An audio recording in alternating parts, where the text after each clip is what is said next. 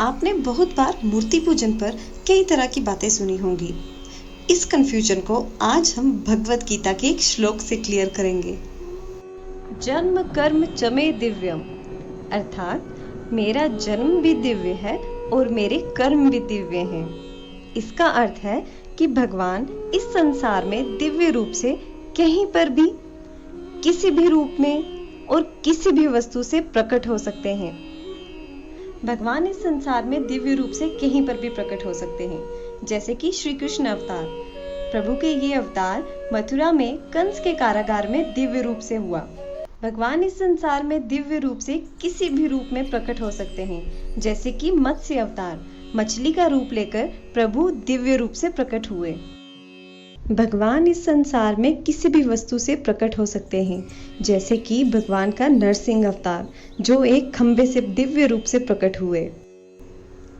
भगवान वहीं पर अवतरित होते हैं जहां पर पवित्रता, प्रेम, भक्ति और श्रद्धा होती है।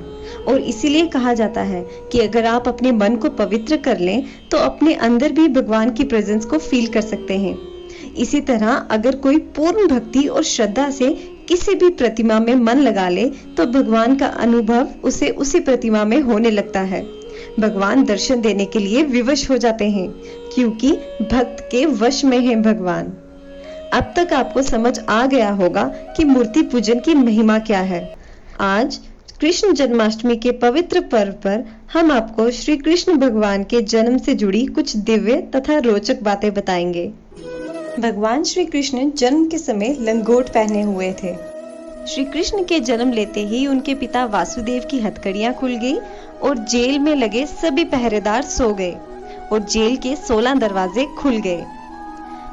श्री कृष्ण ने जब जन्म लिया, उनके छोटे छोटे मोती जैसे दांत भी थे। उनके बाल घुंघराले तथा रूप अति मोहक था। श्री कृष्ण के जन्म लेते ही मथुरा की वो जेल मानो एक तीर्थ स्थान बन चुकी हो, जहां पर सभी देवी देवता भगवान के इस नन्हे रूप के दर्शन करने को आ रहे थे। जब वासुदेव श्री कृष्ण को गोकुल छोड़ने जा रहे थे तो उन्हें तेज बारिश से बचाने के लिए शेषनाग खुद फन फैलाकर उनके पीछे पीछे चलना शुरू कर दिए।